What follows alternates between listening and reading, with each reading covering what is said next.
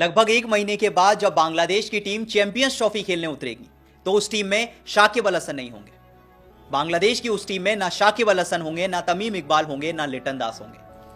यानी एक महीने के बाद जब बांग्लादेश की टीम चैंपियंस ट्रॉफी खेलने आएगी तो बांग्लादेश के 3 सबसे बड़े और सबसे एक्सपीरियंस प्लेयर्स इस टीम का हिस्सा नहीं होंगे। यानी अब ये कह सकते हैं कि धीरे धीरे बांग्लादेश का जो एक गोल्डन एरा हुआ करता था वो अब खत्म होता जा रहा है।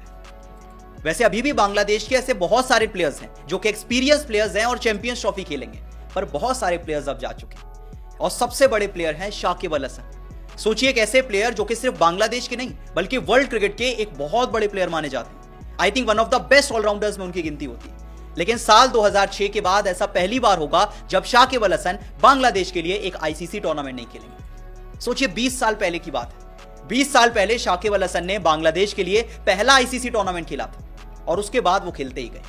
चाहे बात वर्ल्ड कप की हो, चाहे T20 वर्ल्ड कप की हो, चाहे चैंपियंस ट्रॉफी को। पिछले 20 साल के अंदर बांग्लादेश ने जितने भी आईसीसी टूर्नामेंट खेले उन सब में शाकिब अल हसन ने हिस्सा लिया। लेकिन इस बार बांग्लादेश के स्क्वाड में आपको शाकिब अल हसन नहीं दिखेंगे। अब इसकी वजह क्या है वो हम सब जानते हैं। लगभग एक महीने पहले की बात है जब शाकिब अल हसन काउंटी क्रिकेट खेलने गए थे और वहां पर शाकिब अल हसन का जो एक्शन था उसे एम्पायर्स ने रिपोर्ट किया था। उसमें कुछ दिक्कतें एम्पायर्स को नजर आई थी जिस वजह से उन्हें रिपोर्ट किया गया और उन्हें ईसीबी ने बॉलिंग करने से बैन कर दिया था। पहले ईसीबी ने उनके बॉलिंग एक्शन को लेकर एक एक्शन लिया और उसके बाद आईसीसी ने भी यह बात मानी कि जब तक वो अपना एक्शन ठीक नहीं करते तब तक वो इंटरनेशनल क्रिकेट में बॉलिंग नहीं कर सकते। अच्छा, इसके बाद अपने एक्शन को सही साबित करने के लिए शाकिब अल हसन को एक टेस्ट देना था। अब वो टेस्ट शाकिब अल हसन देते हैं और उसमें फेल हो जाते हैं और यही वजह थी कि अब बांग्लादेश की टीम ने शाकिब अल हसन को चैंपियंस ट्रॉफी के स्क्वाड से बाहर कर दिया। और फिर मैं आपको बताता हूं कि 20 साल के बाद 2006 के बाद ऐसा पहली बार होगा जब बांग्लादेश की टीम शाकिब अल हसन के बिना एक आईसीसी टूर्नामेंट खेलेगी। अब यह बात तो शाकिब की हो गई। दूसरा बड़ा नाम है लिटन दास का, एक और ऐसा खिलाड़ी जो कि पिछले कई समय से बांग्लादेश के लिए लगभग सारे बड़े टूर्नामेंट खेले। लेकिन पिछली 7 इनिंग्स लिटन दास की बताती हैं कि उनका परफॉर्मेंस जो है वो बिल्कुल भी सही नहीं जा रहा था। अगर मैं आपको लिटन दास की पिछली 7 इनिंग्स बताऊं तो एक 6 का स्कोर है, एक 1 का स्कोर है, 3 सिंगल डिजिट स्कोर है और 2 और 4 का स्कोर है, यानी 6-1-0-0-2-4-0। लगभग सारी सिंगल डिजिट स्कोर है।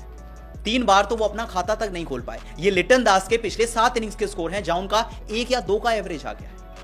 तो जाहिर सी बात है इस बार बांग्लादेश की टीम ने नामों को देखकर नहीं बल्कि परफॉर्मेंस को देखकर सिलेक्शन किया है। और शायद यही वजह है कि इस टीम में ना शाकिब अल हसन का नाम है, ना लिटन दास का नाम है और ना ही तमीम इकबाल का नाम है। अब वैसे तमीम इकबाल ने तो कुछ दिन पहले रिटायरमेंट अनाउंस कर दिया था, पर उन्होंने एक स्टेटमेंट दिया था। उन्होंने कहा था कि भाई कप्तान चाहते थे कि मैं चैंपियंस ट्रॉफी खेलूं। अभी कुछ दिन पहले की बात है जब तमीम इकबाल ने अपना रिटायरमेंट अनाउंस किया, तभी यह बात कही थी कि नजमुल हुसैन शांतो जो बांग्लादेश के कप्तान है उन्होंने कहा था मुझसे आकर कि हम चाहते हैं कि आप चैंपियंस ट्रॉफी खेलें, लेकिन मैंने इनकार कर दिया क्योंकि अब मैं खेलना नहीं चाहता।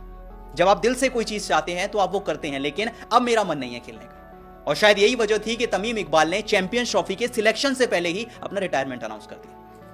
ऐसे में बांग्लादेश की टीम में अब एक नए दौर की शुरुआत हो चुकी है और कई ऐसे प्लेयर्स हैं जो कि पहली बार बांग्लादेश के लिए एक आईसीसी टूर्नामेंट खेलेंगे। अब कई प्लेयर्स नए जरूर हैं, कई पुराने प्लेयर्स भी हैं। बांग्लादेश के चैंपियंस ट्रॉफी स्क्वाड में 6 ऐसे प्लेयर्स हैं।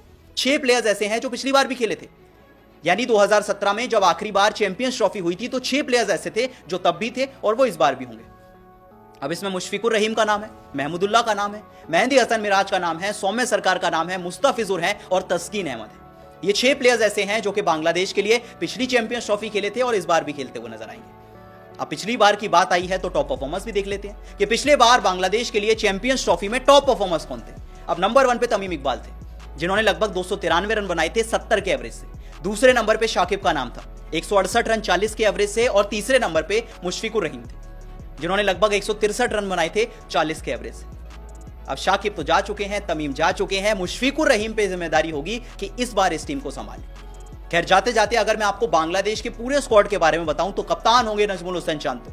इसके बाद इस स्क्वाड में मुशफिकुर रहीम को जगह मिली है, महमूदुल्लाह का नाम है, मेहंदी हसन मिराज का नाम है, मुस्तफिजुर रहमान का नाम है, सौम्य सरकार का नाम है। फिर अगर आप और प्लेयर्स की बात करें तो इसमें तंजीद हसन है, तौहिर दिदोय है, जेकर अली है, रिशाद हुसैन है, तस्कीन अहमद है, परवेज हुसैन इमोन है, नसूम अहमद है, तंजीम हसन साकिब और नाहिद राना।